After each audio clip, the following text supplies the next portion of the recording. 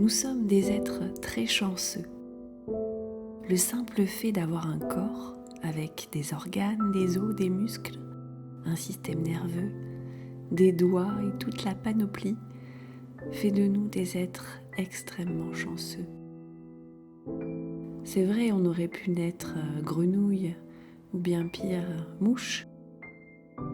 Quoique j'en sois certaine, ces animaux et ces insectes savent sûrement plus profiter de leur vie pleinement que nous autres êtres humains. Nous sommes capables de le faire. Mais il est quand même certain que nous sommes très chanceux. D'après Charles Darwin et sa théorie de l'évolution, on est d'ailleurs ce qui se fait de mieux sur Terre.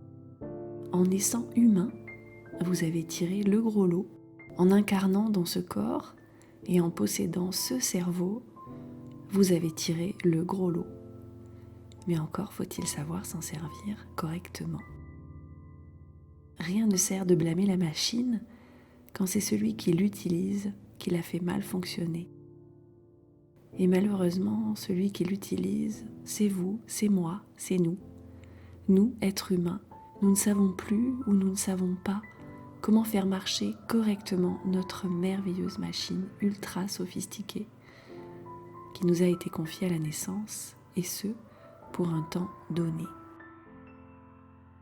Nous ne savons pas correctement nourrir ce corps et tous ses organes, nous ne savons pas comment utiliser notre cerveau, nous ne savons pas comment réagir aux signaux qui nous sont envoyés par notre corps, nous ne savons pas comment interpréter et réagir correctement face à nos émotions, nos pensées et nos sensations.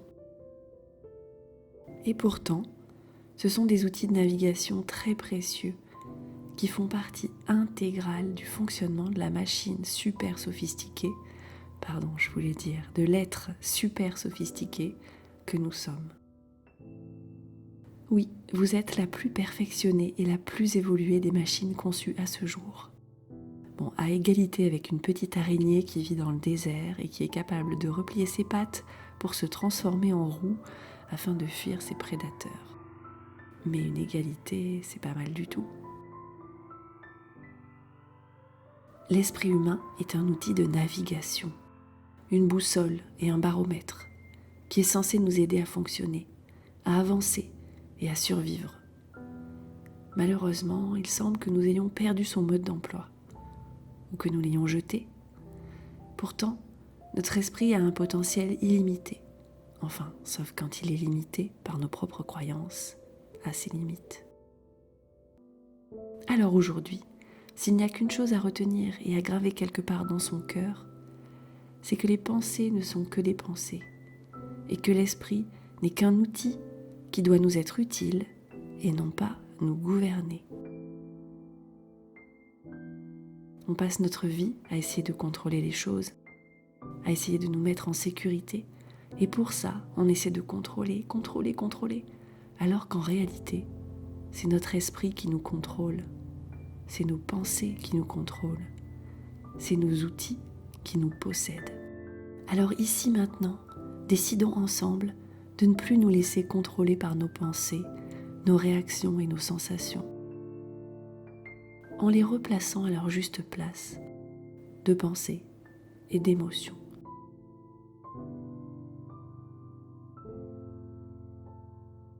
Vous n'êtes pas vos pensées, vous n'êtes pas vos émotions. Elles ne font que vous traverser comme les nuages qui traversent le ciel bleu. Vous êtes le ciel. Les nuages passent, et même si certains reviennent souvent, même si certains restent un certain temps dans votre ciel,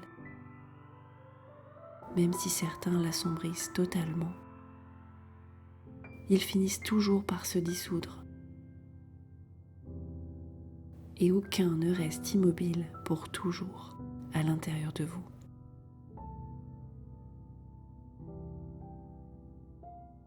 Alors prenons un instant pour ancrer cette image dans notre cœur et notre tête.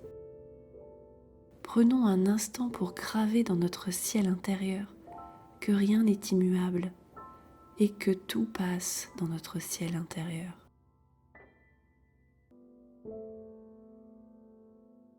Apprenons à nous servir de cette réalité pour cesser cette lutte incessante contre nous-mêmes, contre nos pensées et nos émotions négatives. Car il ne sert à rien de se débattre contre un nuage qui est voué à se dissiper. Il ne sert à rien de tenter d'emprisonner le bonheur dans une cage, puisqu'on ne peut pas attraper les nuages.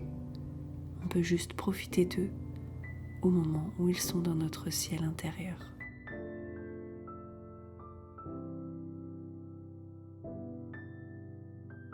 Ressentez à cet instant précis ce que votre ciel intérieur vous offre et notez-le intérieurement.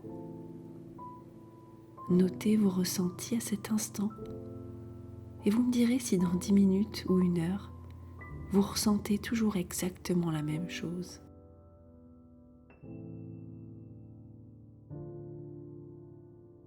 Je suis persuadée que des petites choses auront changé.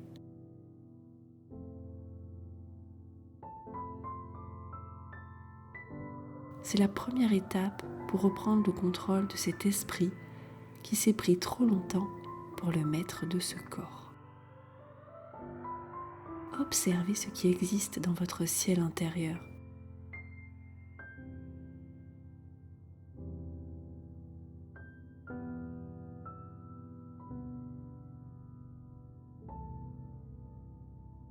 Paisiblement assis dans votre fauteuil, là tout de suite, observez ce ciel et tout ce qu'il traverse. Ressentez ce qu'il se passe à l'intérieur de vous et regardez ça comme si vous étiez au théâtre. Même si la pièce est triste, vous rentrerez chez vous ce soir et ce que vous y aurez vu cessera d'exister.